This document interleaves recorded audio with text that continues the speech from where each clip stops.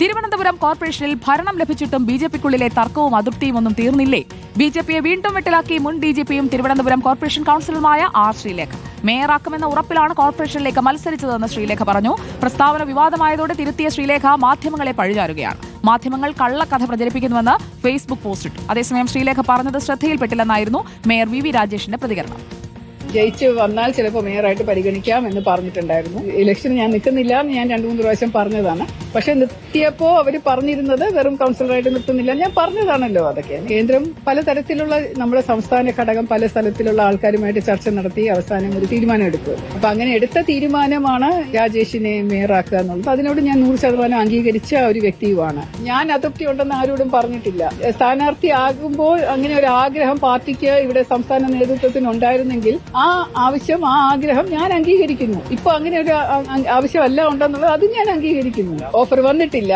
വന്നു കഴിഞ്ഞാൽ മത്സരിക്കാൻ എനിക്ക് താല്പര്യമില്ല. ഞാൻ ഇവിടെ ഹാപ്പിയാണ്. ഇവിടുത്തെ ജനങ്ങളെ സേവനം ചെയ്തുകൊണ്ട് 5 വർഷം തുടരാനാണ് എന്റെ തൽക്കാലത്തെ തീരുമാനം. പാർട്ടിയിലെ ഒരു വളരെ അച്ചടക്കമുള്ള പ്രവർത്തകയായിട്ട് ഞാൻ തുടരും. അങ്ങനെ ചില ഓൺലൈൻ വാർത്തകൾ വന്നതായിട്ട് ചില മാധ്യമപ്രവർത്തകർ ചോദിച്ചു. എന്റെ ശ്രദ്ധയിൽ അത് കാര്യമായിട്ട് വന്നിട്ടില്ല. അല്ല, ഞാൻ പറയുന്നത് അങ്ങനെ ഒരു ഓൺലൈനിൽ ചില വാർത്തകൾ വന്നു പറഞ്ഞതിലപ്പുറം അത് എൻ്റെ പഠിപ്പിടിമാരോട് ഞാൻ ചോദിച്ചു, അവരുടെയും ശ്രദ്ധയിൽപ്പെട്ടിട്ടില്ല. ശ്രീലേഖ പറഞ്ഞ ശ്രദ്ധയിൽപ്പെട്ടിട്ടില്ല എന്നാണ് മേയർ വി രാജേഷും പറഞ്ഞത്. നമുക്ക് TV പ്രസാദിലേക്ക് പോകാം. TV പ്രസാദ്, ശ്രീലേഖ തുറന്നടിച്ചു, പക്ഷേ എന്നാൽ പിന്നീട് പൊടുന്നനെ മാറ്റുകയും ചെയ്തു. പക്ഷേ പറഞ്ഞതൊക്കെ അവിടെ കിടക്കുകയല്ലേ?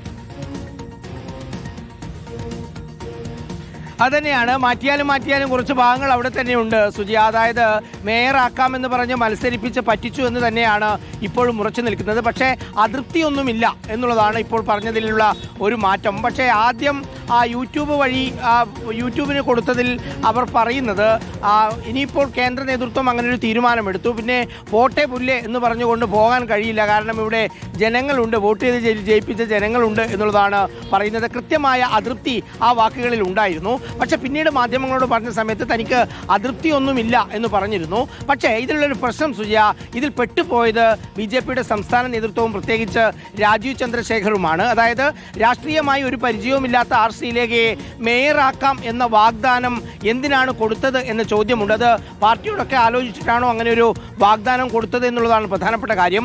അങ്ങനെ ഒരു വാഗ്ദാനം കൊടുത്തിരുന്നുവെങ്കിൽ പാർട്ടിയുടെ സംസ്ഥാന അധ്യക്ഷൻ എന്തുകൊണ്ടത് നടപ്പിലാക്കാൻ കഴിഞ്ഞില്ല എന്നുള്ളതും ചോദ്യം തന്നെയാണ്. അവസാന നിമിഷം വരെ ആർ ശ്രീലേഖയാണോ വി രാജേഷാണോ എന്നുള്ള വാർത്ത നിരന്തരം വരുന്ന സമയത്തും പാർട്ടിയുടെ സംസ്ഥാന അധ്യക്ഷനും പാർട്ടി നേതൃത്വവും അതെല്ലാം മാധ്യമങ്ങൾ സൃഷ്ടിക്കുന്ന ഊഹാപോഹങ്ങളാണ് എന്ന മറുപടിയാണ് നൽകിയതെങ്കിൽ, പക്ഷേ ഇന്ന് ആർ ശ്രീലേഖ തുറന്നു പറയുന്നു തന്നെ മേയറാക്കാമെന്ന് പറഞ്ഞ് പറ്റിച്ചതാണ്. അതാണ് പറഞ്ഞതിന്റെ രത്ന ചുരുക്കം. സുജയ. ഓക്കെ, TV പ്രസാദ്, നമുക്ക് ഹരിമോഹനിലേക്ക് കൂടി പോകാം. Harimohan, good evening. ഇതൊക്കെ കേട്ടിരിക്കുന്ന BJP എന്താണ് പറയുന്നത്? വെട്ടിലായോ ശരിക്കും? Sujaya, good evening. BJP സംസ്ഥാന നേതൃത്വത്തെ സംബന്ധിച്ച വലിയൊരു പ്രതിസന്ധി വീണ്ടും ഉണ്ടായിരിക്കുകയാണ്. അതായത് അനുനയിപ്പിച്ചു എന്ന തോന്നൽ ഉണ്ടാക്കിയിടത്തു നിന്ന് വീണ്ടും പരസ്യ പ്രതികരണത്തിലേക്ക് ആർ ശ്രീലേഖ വന്നിരിക്കുന്നു. തുടക്കത്തിൽ അതൃപ്തിയൊക്കെ പ്രകടിപ്പിച്ചത് ചില പരിപാടികളിൽ നിന്ന് വിട്ടുനിൽക്കുകയും സത്യപ്രതിജ്ഞ നടക്കുന്ന സമയത്ത് ഇറങ്ങിപ്പോരുകയും ഒക്കെ ചെയ്ത ഒരു പരസ്യ പ്രതികരണം നടത്താതെയാണ്. പക്ഷേ ഇപ്പോൾ അത് പരസ്യ പ്രതികരണത്തിലേക്ക് വന്നു. അതായത് മേയറാക്കാമെന്നുള്ള ഉറപ്പ് BJP സംസ്ഥാന നേതൃത്വം നൽകിയിരുന്നു എന്നുള്ള കാര്യം തുറന്നു പറഞ്ഞിരിക്കുകയാണ് ശ്രീലേഖ എന്നുള്ളതാണ്.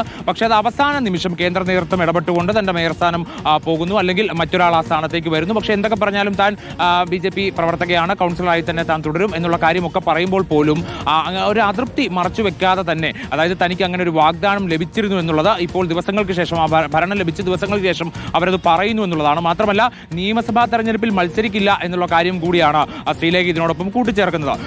വട്ടിയൂർക്കാവ് സീറ്റ് എന്ന് പറയുന്ന ഒരു ഓഫർ ഇതിനോടകം തന്നെ BJP സംസ്ഥാന നേതൃത്വം ശ്രീലേഖയ്ക്ക് വെച്ചിരുന്നു. അതിനോട് ഇതുവരെ പ്രതികരണം അവർ നടത്തിയിട്ടില്ല, അനുകൂലമായി പ്രതികരിച്ചിട്ടില്ല, പ്രതികൂലമായിട്ടുമില്ല. പക്ഷേ പരസ്യമായിട്ടൊരു പ്രതികരണം നടത്തുമ്പോൾ അവർ പറയുന്നത് നിയമസഭാ തെരഞ്ഞെടുപ്പിൽ മത്സരിക്കാനില്ല എന്നുള്ളതാണ്. അതായത് BJP സംസ്ഥാന നേതൃത്വത്തോട് അത്ര അടുത്ത് നിൽക്കാൻ താനിപ്പോൾ താല്പര്യപ്പെടുന്നില്ല എന്നുള്ളത് തന്നെയാണ് ശ്രീലേഖയുടെ വാക്കുകളിൽ നിന്ന് വ്യക്തമാകുന്ന. ഇനിയിപ്പോൾ അനുനയിപ്പിക്കണോ അല്ലെങ്കിൽ ഏത് രീതിയിലാണ് ശ്രീലേഖയെ കൈകാര്യം ചെയ്യേണ്ടത് തുടങ്ങിയ കാര്യങ്ങളെക്കുറിച്ചൊക്കെ തന്നെ വീണ്ടും സംസ്ഥാന നേതൃത്വത്തിന് ആലോചിക്കേണ്ടി വരും.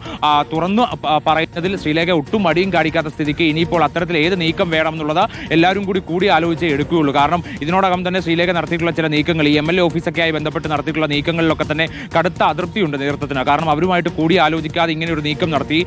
അതിനുശേഷം ഇപ്പോൾ ഇതാ ഒരു പരസ്യ പ്രതികരണം നടത്തിയിരിക്കുന്നു. അപ്പോൾ പൂർണ്ണമായിട്ടും BJP സംസ്ഥാന നേതൃത്വം പറയുന്ന വാക്കുകൾ ഇപ്പോൾ അവർ മുഖവിലക്കെടുക്കുന്നില്ല എന്നുള്ളതാണ് യാഥാർത്ഥ്യം. എന്തായാലും ഈ വിഷയമൊക്കെ ഉണ്ടായതുകൊണ്ടാവാം ഒരുപക്ഷെ അല്പസമയം മുമ്പ് മാധ്യമങ്ങളെ പഴിച്ചുകൊണ്ട്, അല്ലെങ്കിൽ മാധ്യമങ്ങൾ വളച്ചൊടിച്ചതാണ്, അല്ലെങ്കിൽ മാധ്യമങ്ങൾ പുറകെ നടന്നുകൊണ്ടാണ് താൻ ഇങ്ങനെ പ്രതികരിച്ചത്, അല്ലെങ്കിൽ തന്റെ പ്രതികരണം പൂർണ്ണമായിട്ടും നൽകിയില്ല തുടങ്ങിയ ആരോപണങ്ങളൊക്കെ ഉന്നയിച്ചുകൊണ്ട് ശ്രീലേഖ ഒരു ഫേസ്ബുക്ക് പോസ്റ്റും ഇട്ടിരുന്നു. പക്ഷേ ആ പ്രതികരണം കണ്ടാൽ നമുക്കറിയാം അത് കൃത്യമായി അവരുടെ ധാരണ പ്രകാരം അവർ പറഞ്ഞതാണ്.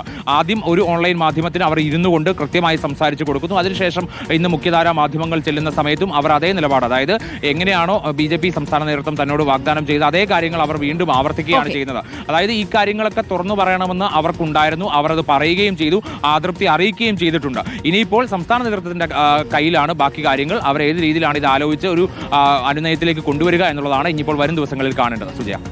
ശരി, ഹരിമോഹനും TV പ്രസാദുമാണ് നമുക്കൊപ്പം ചേർന്നത്.